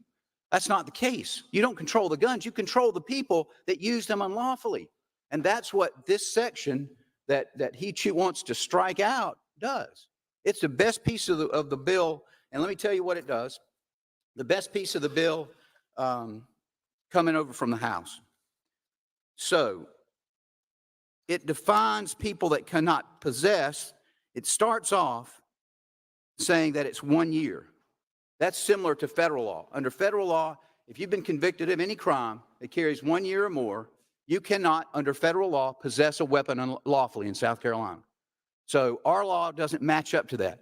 And they start off by matching it up with federal law. Then the House says, but this group is exempted from that. And they say, they have a list of crimes. Here we go.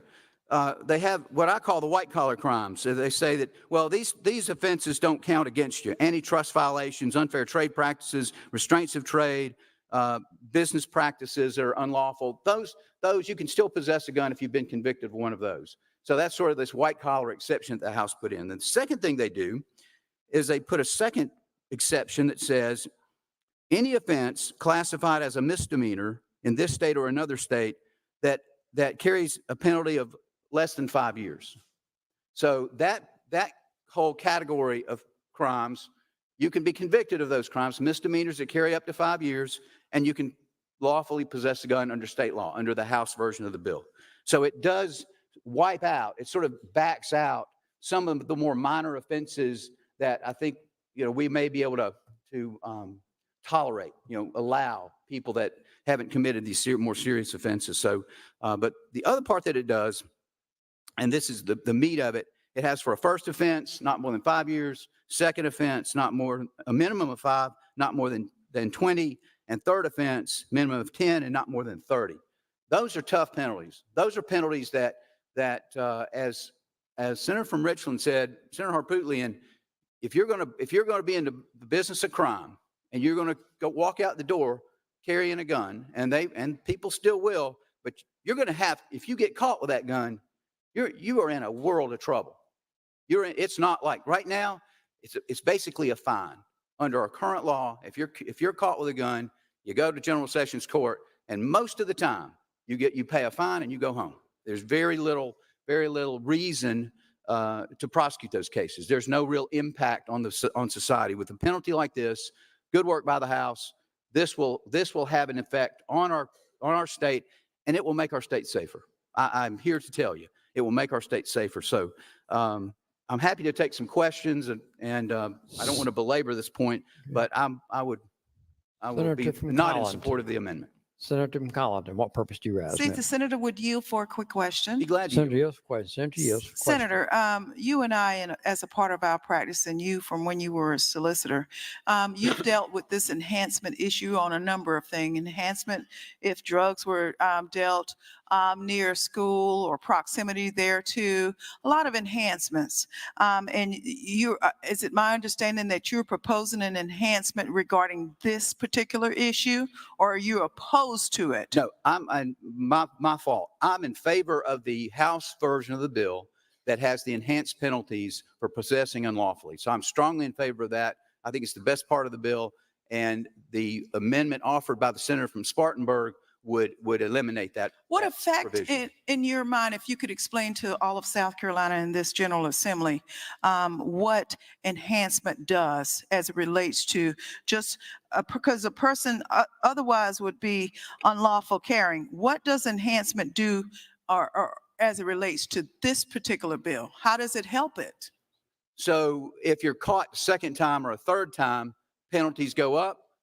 The consequences are greater. Hopefully, there's a deterrent effect. If it isn't a deterrent effect, then you just don't care. So, And you're just a dangerous person you just don't care. And that's somebody that you have to warehouse because they're Right. not going to follow the rules. in other words, it's a deterrence, and thank you for saying that. The penalties are more strict as you continue to violate the law. And wouldn't you agree that if we had an enhancement as it relates to, say, murder, if it's a hate crime, wouldn't you agree that that would deter hate crimes? There Well, would be a deterrence there. I mean, I'm in favor generally of enhancement of sentences for continued criminal activity. Right. You're convicted, you don't learn your lesson. Usually there's a lot of grace when you first start down this path. I mean, we have a lot of, diversion programs and things that you try to get people back on the right track. But if you just won't learn, there's a point in time where, the safest society has to warehouse somebody. They've got to put them in jail because they're not going to change. Right, Yeah. right. I agree with you Yeah. on that. So I think that applies really across Throughout- many different crimes. Yeah. Okay. What about as it relates to hate crimes? Do you believe that enhanced penalties for crimes committed just based upon the purposes of hate, for whatever reason, hate of a police officer, hate of Jewish people, hate of Black people, hate of white people, do you believe that if we enhance those or past hate crimes, that would act as a deterrent to those types of actions that are done or perpetrated because of hate? I think that if we were to pass a hate crimes law, I would support enhanced penalties for repeat offenses. So I would support that, that concept in the bill for sure. Thank you very much. Senator from Richland, Senator Devine, what purpose do you raise? Would the senator yield for a question? Be glad Senator to. Yields. Senator Yields for question. Senator for Ori, looking at I agree with you. I think enhanced penalties, I haven't prosecuted in many, many years, but I do think that they deter, and I do believe that having that is important.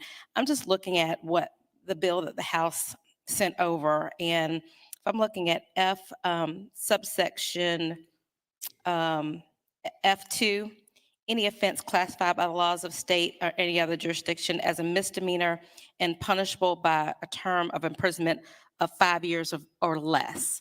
Based on my reading of the law, someone convicted of criminal domestic violence, if it's not higher and aggravated, it would still be a misdemeanor and could be punishable for less than 5 years. Is that correct? That's correct. And I have some other amendments I'm going to offer that are going to to try to address this section and that very question. But let me, I think the best policy, okay, I'll say it this way, but I don't think it's a policy that's going to pass. But I think the best policy would be to prohibit persons consistent with federal law, because this weird, disjointed thing where the federal law says this, but the state law says something different leads to confusion. I think it's misleading to the public, because what we're going to tell people is, well, you're okay to carry, right? Because let's say we pass this bill as it is, and they have a 5-year misdemeanor. Okay, that's their only conviction, and but they got a 3-year sentence for it, and they think, well, I'm fine. I can carry a gun. It says so under state law, and then they get arrested, and the sheriff's department says, well, you're not guilty of state law, but you're guilty of a federal crime. We're going to refer your case to the feds, because that's exactly what happens now. Happens a lot. So they refer it to the feds. Well, all of a sudden, this guy's going to federal prison for 5 years, and he can't figure out how come. Well, because we told you, we threw you this curveball in South Carolina because we're protecting your gun rights, but we threw you this curveball. So I really believe the best policy would be consistent with federal law on that. And I think, but I don't know that is, I'll be able to carry the day with that one. I don't expect I will, but I do have an amendment coming up that I hope will address at least part of your concern. Thank you. Outside of being consistent with federal law, do you believe that someone who's consistently convicted of domestic violence should be able to carry a gun? No, I think we already have, I believe we've already got laws to address that. I think we dealt with that, gosh, it's been a number of years ago, but I think we've already kind of got that whole plug. And I think this kind of opens it all back up. All right. Thank you. Senator from Ori, Senator Rankin, what purpose do you ask, sir? See if Senator from Ori will yield a couple of hopefully friendly questions. Friendly, unfriendly? No, I'm happy to yield. Either way, he yields for questions. Senator from Ori County. Senator, you and Senator from Richland, Senator Harpootlian, perhaps as the only members here as the elected solicitors. I think Senator Harpootlian, that's correct. You were the chief solicitor. Perhaps others have served in deputy roles that are in this body. But I want to ask you, as Ori's former chief law enforcement prosecutor, I would say, the comments you made about the good part of this bill and those being the enhanced penalties. Go back with me, if you will, last session near the end when we passed finally the fentanyl bill. And we inserted in that bill, as you recall, an enhanced penalty for fentanyl if a person was carrying a gun unlawfully, correct? I recall that, yeah. All right. And you have just spoken to the good parts of this bill. And isn't it true, and we've worked on this with standalone legislation to create enhanced penalties for gun violations, correct? We did. I mean, I know there are bills out there. I know I filed bills on this for probably 10 years. And we worked on one of them years ago. It got killed in subcommittee, but. And perhaps the record will reflect that we've tried to elevate those bills and that certain folks are, for whatever reasons, object to those standalone bills to do what you're saying from advancing to this floor. Yeah, I mean, I think there were a lot of strategy going on. And last year, I mean, I remember it vaguely. We do it all the time, but there was a lot of strategy going on last year. The governor got involved. The House was, and they were trying to marry up the two concepts because, you're sort of, you're making, if you say, well, you're making the community more dangerous if you do constitutional carry, as Senator from Richland was talking about up here. If you accept that premise, I'm not sure that's true, but that's an argument that certainly can be made. On the other hand, you're trying to make the community safer through these enhanced penalties. So there's some sort of balancing going on there, but that was somebody else's strategy. So the effort before, as I'm reminded, we tried to do this on one bill, and there was a point of order rightfully entertained, and I will say rightfully ruled upon by the president of the Senate. But I want to hearken back to the exchange that I heard with, I think Senator Martin and Senator Saab about the law enforcement's, I'm going to call it a grand bargain. They didn't want constitutional carry, or let's just call it what it is, permitless carry. They did not want that. They have opposed that, but giving them the carrot of enhanced penalties that heretofore on standalone legislations can't get to this point and get to the governor's desk. Do you recall, like me, that being what at least the Sheriff's Association, and I was at the hearing, so I know what they said, they will settle with this bill. They're neutral to this bill, but they're get something out of it, and that is this enhanced penalties. Is that a fair statement of your recollection of this? I mean, I don't know that I had the direct conversation with the Sheriff's Association, and I might have. I know that conversation was out in the, there was chatter about it in the waning days of last session. Right. Yeah. Because without a doubt, have you heard, and again, as the former chief law enforcement prosecutor in Horry County, have you heard from our sheriff or any police chief in our area saying that they believe that their jobs to prosecute and keep South Carolina and Horry County safer is enhanced by any tool that they get when you take the permit away? So I've not, I mean, the sheriff hadn't called me and said, and we talk a lot, he hadn't said much about it at all. I don't remember having a conversation with him about it, and I haven't asked him, so that's just as much on me as it is on him. But and I'm not trying to violate competencies with these folks that we know, but again, generally speaking, have you had anybody contact you from Horry County to say, we need this permitless carry bill to help us carry out our jobs? And from law enforcement, no. I mean, I've had lots and lots and lots of people in Horry County reach out to me and say that we want permitless carry, but I haven't had law enforcement. Well, I say that. I mean, some of them, it could be law enforcement officers. It's possible. They're concealed carry law enforcement. They're concealing their badges. They're not showing you their badges. But I don't know that. Nobody that from my old days, nobody's called me about that. And this final question, again, as the prosecutor, and I would have asked Senator Richland this as well, but I might have gotten a longer answer out of him than you. The law enforcement folks that I talk to are concerned that when we take the CWP permit away, they will have no means of approaching and making a lawful stop or inquiry of someone that is exhibiting suspicious behavior. So I want to know whether, again, from the legal standpoint, there are constraints on making illegal stops. You can't do X, Y, and Z. Right.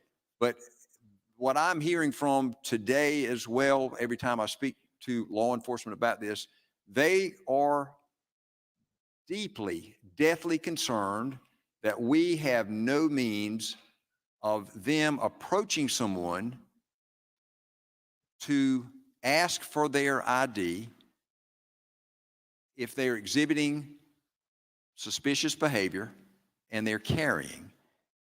And that, again, is the deal killer for them, because they can't protect us without going into a court and being a court saying unlawful stop, violation of freedoms, violation of the Constitution, and case law that is spoken to that. Help me either correct me or help just correct the perception that they are going to be much less able to do what they need to do.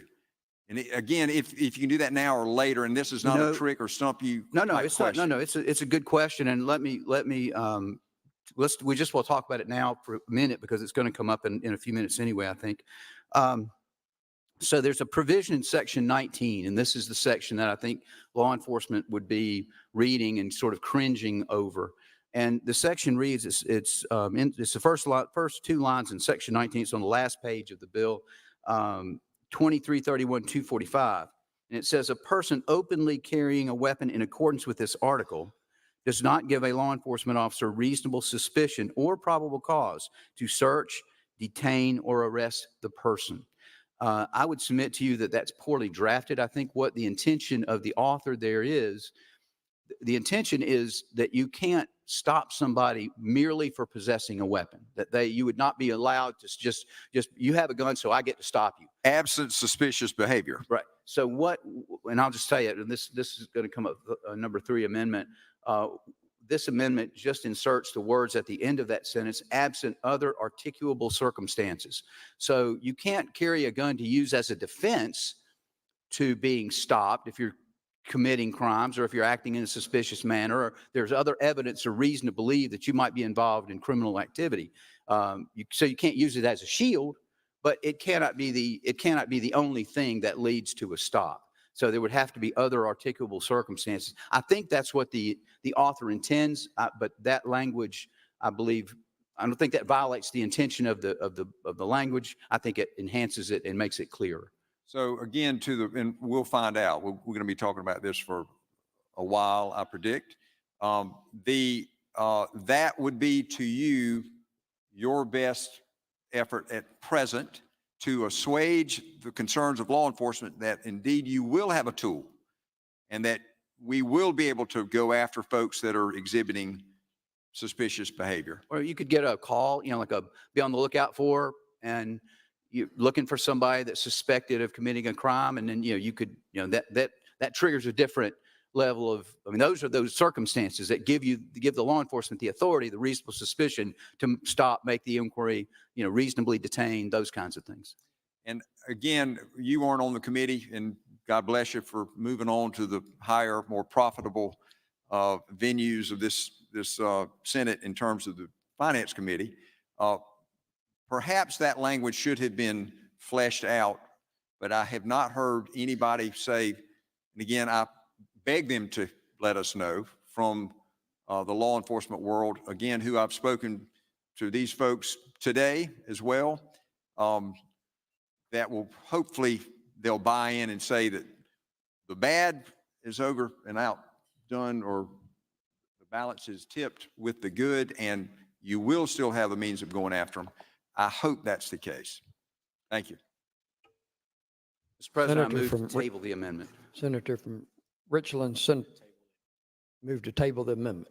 You'll withhold that amendment? You'll withhold that motion? I'll withhold that motion, yes. Yes, Mr. Senator President. from Richland, Senator McLeod, what purpose do you rise? Thank you. Will the senator yield? I'll yield. Senator yields. Thank you. Thank you, Senator. I won't echo because I was about to ask the same question. But I do want to ask, I had a situation in my district recently.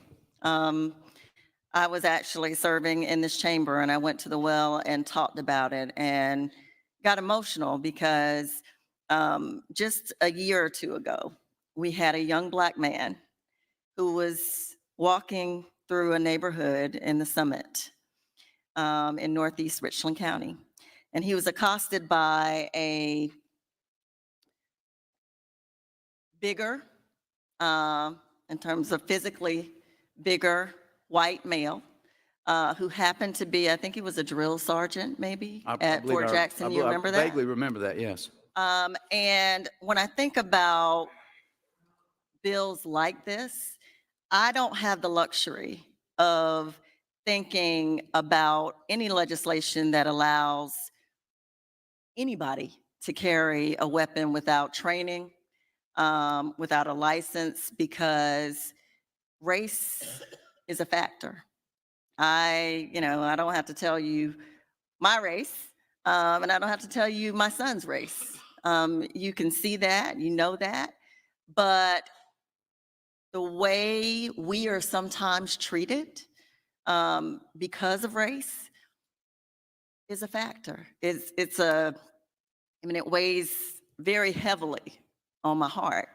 And so I just want to walk us through what I remember about that particular case and ask you, what would this amendment and how would it address I don't want us, I think South Carolina is always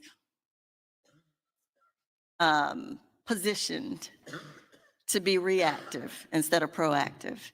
And in this instance, I mean, this bill is, I don't know why I'm not clear about why it's being prioritized and debated when we have other much more pressing issues. But when I think about that incident, fortunately, the young man was not killed, but that is the exception these days. And I'm not just talking about, I'm using that example because it happened in my district.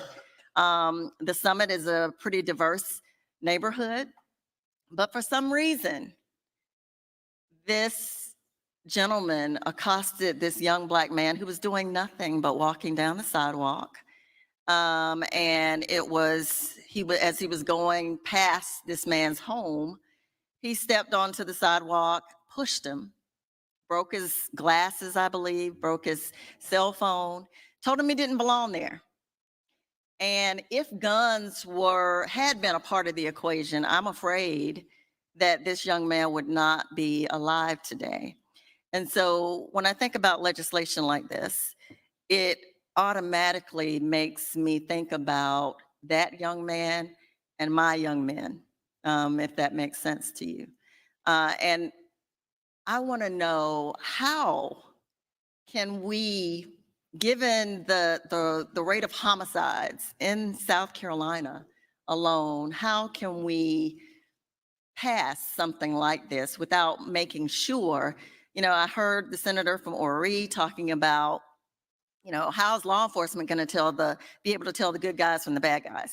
And that was my question. I wanted to know, like, because Black people and people of color are stopped disproportionately more than white people here in South Carolina and across the country. I want to know how can we protect how can we protect people of color under legislation like this? I mean, I get the whole enhanced penalties. I'm glad to see it. I believe, enhanced penalties do help, but they are often after the fact. And it's why some of our colleagues have said that the hate crimes legislation is enhanced penalty legislation. I would mind asking a question, please. Did you know? And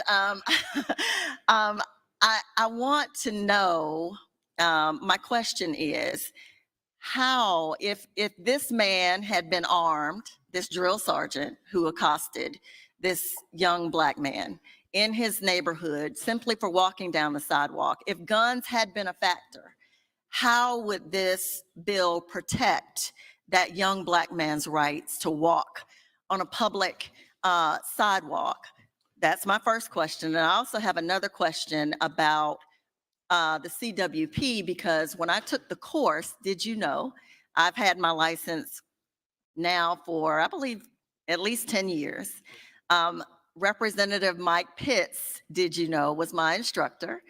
And I learned during that class, did you know, I learned that if someone perceives another person to be a threat, they can legally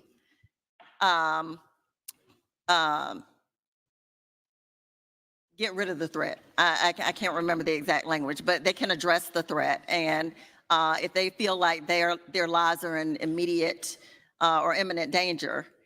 So in that instance, my question is, for the Summit incident, if that drill sergeant had a gun, if the young man had a gun, how would this amendment and this bill protect that young Black man from being accosted and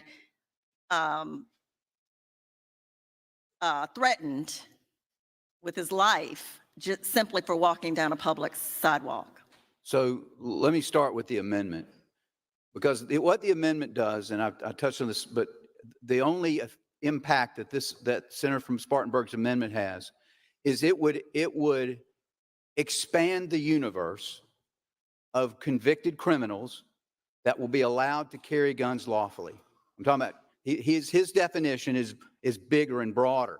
So he's saying it's okay. You don't have to be a law-abiding citizen. You could be a law-breaking citizen, and you can carry a gun. Okay. Right. So that's what that amendment does, and that's why I'm opposed to it, because it expands that universe. I don't think I don't see how the amendment would in any way impact the factual scenario. circumstance that you described to me. I mean, that's an interesting question, I guess, to play out a hypothetical, because you could have had the drill sergeant could have been armed. The young man could have been armed. And when he gets pushed down, he pulls his gun out and shoots the drill sergeant. Right. So it could be, he could pull out his gun, and then the drill sergeant pulls out his gun, and it's okay corral, I guess, is what, as Senator from Richland, other Senator Harpootlian told us a story about earlier. So I don't know. It's hard to say, though. I mean, that's one of those things that you can take any sort of set of facts and you can just start guessing at what might not have happened. And I don't know that this bill would have any, or this amendment certainly wouldn't have anything to do with it. The bill might or might not. It's just kind of hard to say. Okay. Did you know that, when I referenced what I remember from my training, was that anybody who perceives to be endangered or perceives an imminent threat is able to legally fire that firearm. And that concerns me, because in the scenario that I gave you, the drill sergeant could have perceived the young black man to be a threat. Obviously he did, since he, threatened him and told him he didn't belong there and he needed to leave. There was no reason other than the color of his skin for him to be accosted in that way. But if someone that gives, I mean, it just raises so much more concern about whether people of color would have the same ability to carry without being automatically perceived to be a threat. I don't know about that, but what you're referring to are the laws of self-defense in South Carolina, and obviously, and that's something that they talk about in the CWP class. I mean, I've been through it as well, and I mean, that's kind of a different. I'm not trying to, but that's really sort of a different debate for a different day. I mean, because you're talking about I mean, I understand that you're saying, well, with this self-defense law out there, the more guns are going to have, the more sort of tragedies we're going to have. I understand your line of thinking, but I think if you want to, if you have concerns about the laws of self-defense in South Carolina and how those are defined and when you can react and how much you can react and respond to a perceived threat, I mean, that's really another part of the code. I mean, that's kind of this really doesn't deal directly with that at all. Okay, but what I was asking you, as the senator from Orrery referred to you as the chief prosecutor, former chief prosecutor of Orrery, I wanted to know from a law enforcement standpoint,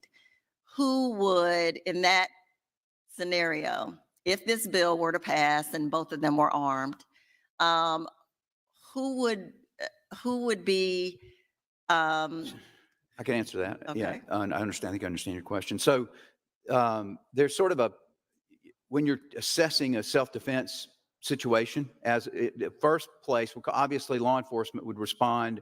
They're going to collect evidence. They're going to begin working this case and making some judgments, or at least trying to figure out, is there self-defense? Is it justified here or what? But ultimately that question is going to go to the solicitor initially.